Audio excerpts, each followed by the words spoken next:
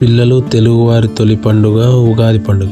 ఉగాది పండుగ రోజు దేవునికి నైవేద్యంగా పెట్టే ఉగాది పచ్చడిని ఎలా తయారు చేయాలో మనం తెలుసుకుందాం. ఇందుకు కావలసిన పదార్థాలు: మామిడి ముక్కలు, వగరు, బెల్లం, తీపి, తర్వాత వేప పూత, చేదు, తర్వాత కారం, ఉప్పు, కొత్త చింతపండు, పులుపుదనం. ఇవన్నీ చింతపండు నుంచి ఆల్రెడీ తీసుకునే చింతపులుసు, అవునా? తర్వాత ఇక్కడ ఇవి మామిడి ముక్కలు, అవునా? ఇవేమి లేత మామిడి ముక్కలు, ఇవి వగరు.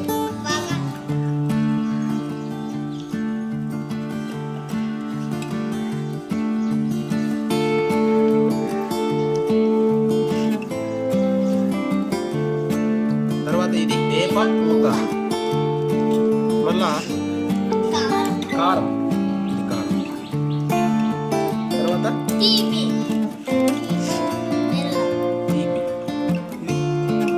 నెక్స్ట్